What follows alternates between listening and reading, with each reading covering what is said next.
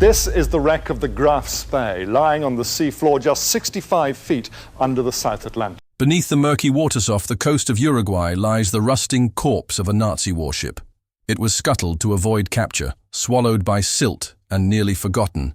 For decades, the Admiral Graf Spee was just another sunken relic from World War II until... Now in early 2025, a new team of divers went down, looking for answers. What they found inside this once-feared pocket battleship shocked even the experts sealed tight for over 80 years.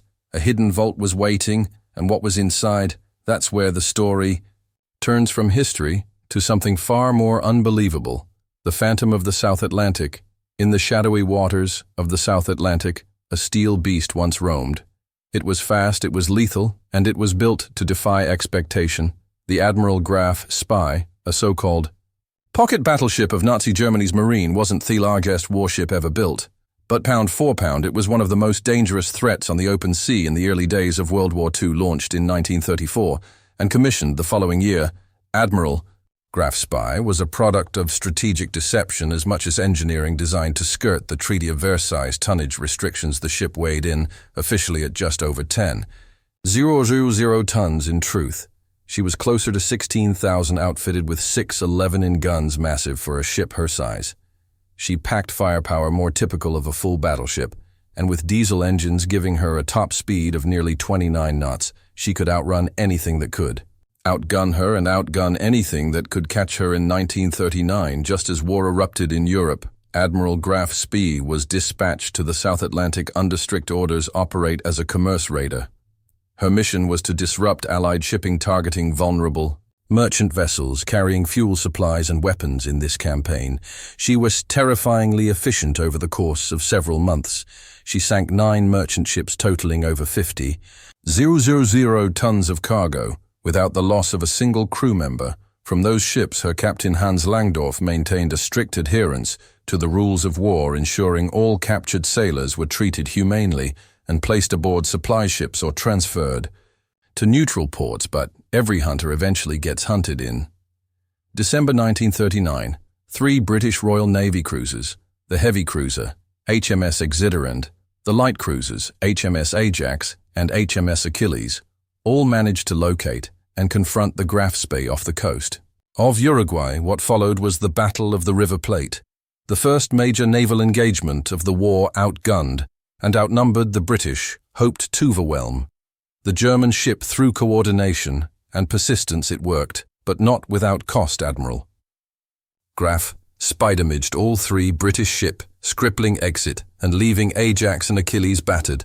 But she herself took several direct hits. The damage wasn't fatal, but it was serious enough to force her into port for repairs. Hans steered his wounded ship into Montevideo harbor. Under international law, the Uruguayan government, officially neutral, could only allow her to stay for 72 hours. British diplomats working feverishly behind the scenes used political pressure and misinformation to convince Langdorf that a superior British force awaited him just beyond the river mouth. In truth, no such fleet was there, but the bluff worked. Faced with what he believed to be a hopeless tactical situation and unwilling to risk the lives of his crew in a doomed battle, Hans made a drastic decision.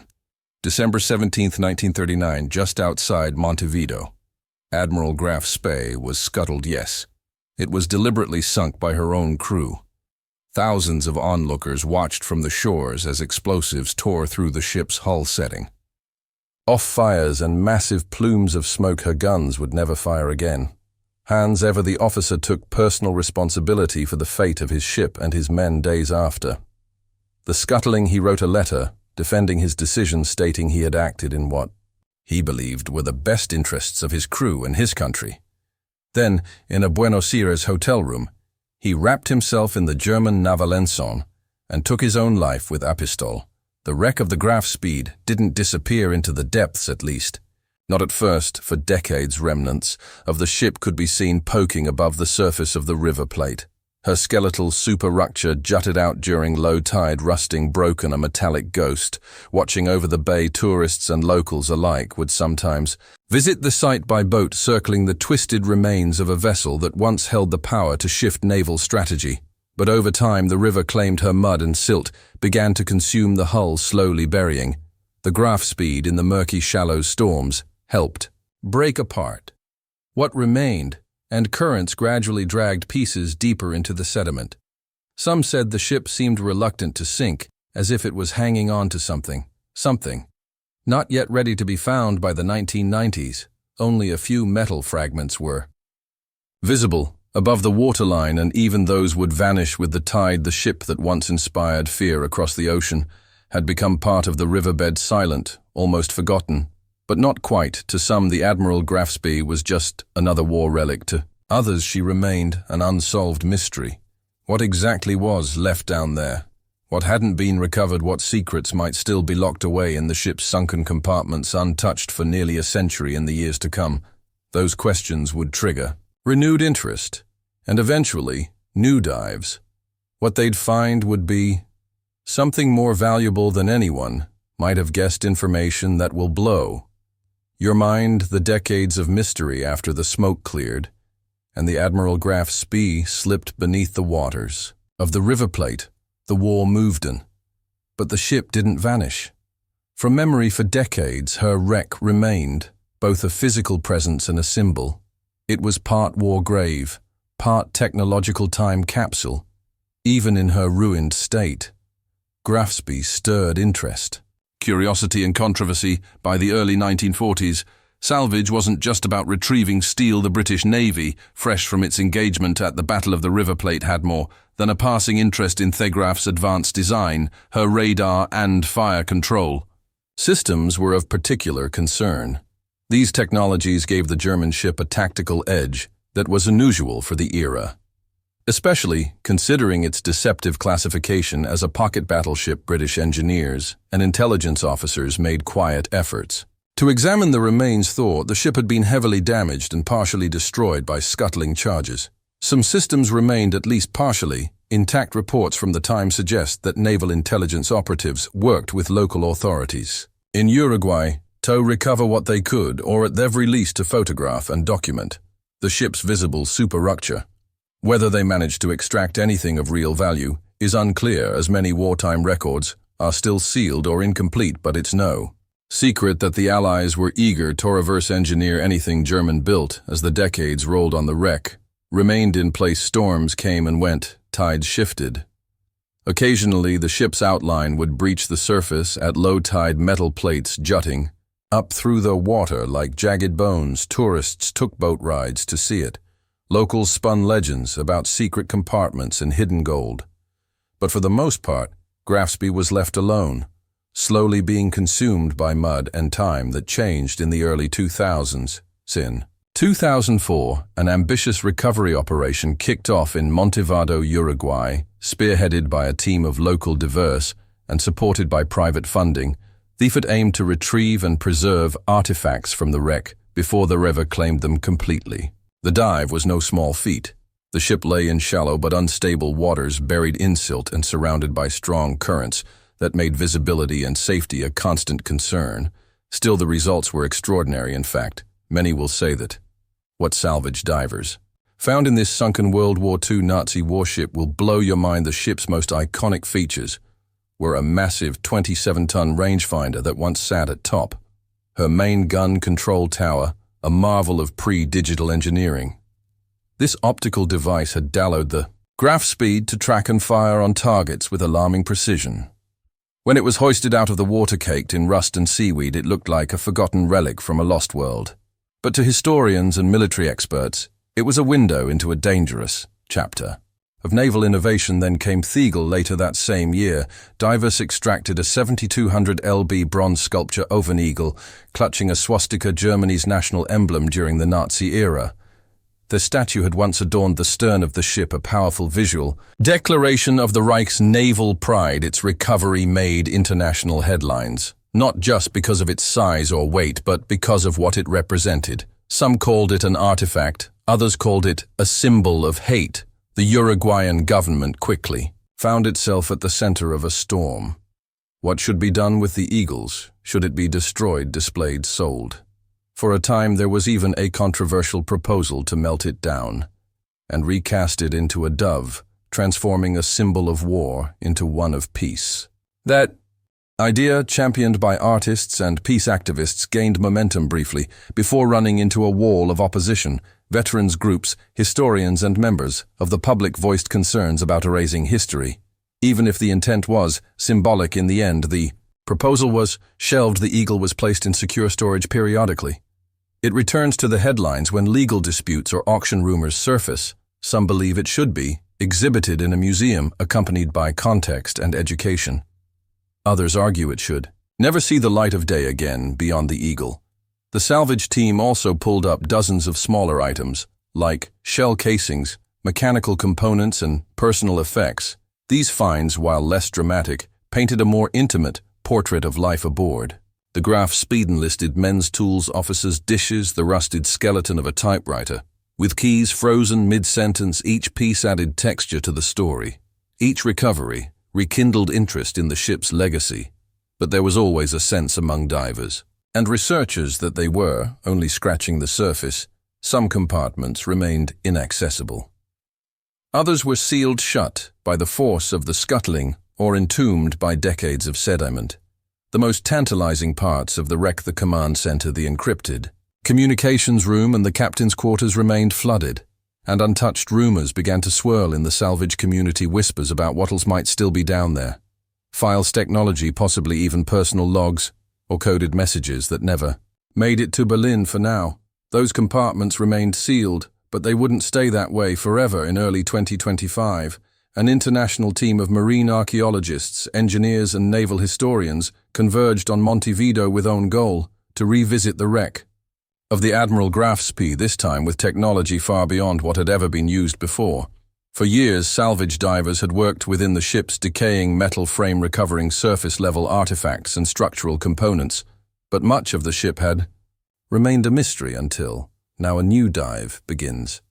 The project had been quietly planned for nearly 2 years, with support from institutions in Germany, Uruguay, and the United Kingdom, along with private backing from a historical foundation in the United States. The operation was built as a scientific excavation for the lead archaeologist, Dr. Elena Koig. The Graf wasn't just a sunken warship, it was a time capsule sealed by War and Driver Silt, as she put it in a press release before the dive began. What made this expedition different was the tools. Instead of traditional divers and handheld sonar, the team brought in compact autonomous submersibles fitted with 3D photogrammetry rigs, sediment-penetrating radar, and ultra-high-frequency sonar. These devices, some know, bigger than a carry-on suitcase, could slip through narrow openings in the twisted hull and send back detailed scans of what lay beyond. For the first time, researchers had a clear picture of what was still buried deep inside the wreck. Initials, cans, stunned. The team, several internal compartments believed to have collapsed or filled in decades ago, appeared to be intact, shielded under layers of silt and steel. One section just behind the ship's armored conning tower drew particular interest based on deck plans and pre-war blueprints obtained from German naval archives. The space was identified as part of the rear officer's block, possibly the secondary communication room or a private archive area. It had never been accessed before, either during the initial wartime inspections or the salvage operations of the 2000s. Dr. Elena and her team decided to make it the focal point of the dive. Getting there, however, was anything but simple. The hull had shifted over the years. Rusted beams and jagged steel created an unstable maze beneath the surface. The team had to deploy a custom-built submersible named Kronos, designed to navigate collapsed infrastructure and send back real-time video and thermal imaging. Kronos would be the eyes and hands of the entire operation, remotely piloted from a surface control station aboard a floating lab barge anchored just east of the wreck site. On the morning of March 11, 2025, Kronos is said to have descended into the river plate. Silt clouds engulfed the camera feed as it passed. Through the forward hull breach, the team moved cautiously, avoiding debris fields and corroded metal. When the submersible finally reached the suspected compartment, it paused outside, a corroded bulkhead. A twisted steel hatch barely held in place by 2 rusted bolts with steady precision. Kronos used its mechanical arm to loosen the hatch. There was a hiss, a release of pressure, and then the door gave way. The interior, beyond, was darker than expected, but Thessinar confirmed it. A sealed chamber mostly intact, with sediment only, partially filling the floor. Everything inside was coated in a thick grey film, preserved by the lack of oxygen and movement. The walls still held, shelves some of which had collapsed on. One side of the room stood a desk. Its legs were corroded, but its surface was largely undisturbed. And then came the image that lit up the mission control monitors. A large locked metal case wedged behind asterage cabinet and half buried in siltits. Surface was marked with a faded black eagle emblem, almost invisible under the grime and the faint outline of serial code stenkled in white paint. The team froze. No one expected to find anything resembling a sealed container, especially not something that looked intentionally hidden. The metal box couldn't be opened underwater. The risk of corrosion exposure was too great, but its presence alone transformed them. Ishan, Elena and the team didn't rush to conclusions. They marked its coordinates, sealed the compartment behind a temporary conservation barrier, began preparing for a secondary retrieval dive with vacuum sediment extractors and containment equipment. Speculation exploded almost immediately. Though the team remained silent to the public for weeks after the discovery, insider reports began circulating through naval history forums and professional archaeologist networks. Whispers suggested the box might contain confidential wartime materials. Some believed it housed nothing more than spare equipment. Others floated more ambitious theories: encrypted communication, logs, personal diaries, maybe even marine intelligence that never made it to Berlin. But what made the discovery electrifying was that for the first time since 1939, there was real evidence that parts of the graph speed had remained untouched, perfectly preserved and potentially full of information. The world had never seen, no longer just a sunken wreck. The Admiral Graf Spee was now a living archive, and they were just getting started. The hidden vault, when the sealed compartment inside the Admiral Graf SP was finally opened and the contents brought to the surface. What emerged stunned even the most seasoned historians on the project. The sealed chamber located in the aft section of the ship had survived for one reason: its reinforced construction. Naval engineers in the 1930s often built secondary communications rooms or document archives with extra bracing and water-resistant bulkheads, especially on submarine capital ships. Reports from their recovery team suggested that this particular compartment had been designed to withstand both battle damage and rapid flooding, possibly a reflection of the ship's role as a lone raider, operating deep in enemy-controlled waters inside the vault. The most significant find was a set of 3 weather-sealed storage trunks, their hinges fused but intact one by one. They were carefully opened in a temporary clean room facility in Montevideo. What they revealed was a combination of materials never before seen together in a single wartime recovery paper: documents, coded transmissions, personal notebooks, and encrypted communication hardware. The paper was shockingly well preserved. Each bundle had been wrapped in oiled cloth, sealed in wax, and placed inside double-layered metal sleeves. Many of the pages bore the stamp of the Secrets Lung Germany's Naval War Command, and some were marked with Heil clearance codes, suggesting they were never meant for open transmission. Others bore handwritten annotations in tight, slanted German script, likely from staff officers aboard the ship. According to the initial review team, the documents included detailed logs of encounters with Allied shipping in the South Atlantic, radio intercept reports, and memos outlining evasive strategies. One report dated November 1939 described contingency plans for avoiding British carrier groups, suggesting the Graf Speed had access to broader intelligence than previously assumed. Another document detailed a route shadowing tactic where the ship would follow behind neutral-flagged cargo vessels to mask its radar signature, a technique not commonly associated with German surface raiders. Equally important was the presence of 2 small encryption machines. Though similar in design to the standard Enigma model used by the German military, these machines had been customized for naval communications. They featured unique rotor settings and plugboard configurations believed to be tailored for fleet to submarine messaging, a potentially critical link in understanding how surface vessels coordinated with U-boat packs operating in the Atlantic for cryptographers. These machines were a revelation. While Enigma machines have been extensively studied, Customized field variants are rare. The presence of original configuration sheets tucked inside a waterproof pouch beneath. The machines added to the historical value. It gave researchers a chance to reconstruct specific cipher cycles used by the Marine in late 1939. But what brought an unexpected human dimension to the discovery were the personal logs found in a separate leather-bound folder. These handwritten entries are believed to belong to one of the ship's senior officers, possibly the communications chief or even Captain Hans Langdorf himself. Though that attribution remains unconfirmed, the entries blended technical observations with reflections on morale, mission stress, and political doubts. One particularly striking passage, written shortly before the Battle of the River Plate, questioned the sustainability of the commerce rating strategy. It described a growing sense of isolation among the crew and hinted at disagreements with Berlin's high command over the ship's operating orders. The logs also provided insight into how ideology, loyalty, and strategy intersected on the open sea. The officers were interpreting and sometimes questioning tactics navigating a war that even in its first months was spiraling beyond anyone's control. For historians, these documents are invaluable. They offer not only tactical data, but cultural and psychological context. They confirm long-suspected strategies and challenge a few established assumptions. For example, some Allied analysts long believed that Graf Speed operated with minimal contact with Berlin. The recovered transmissions suggest otherwise. There was clear back-and-forth coordination with Naval Command, including updates on weather conditions, merchant ship positions, and even political developments in South America.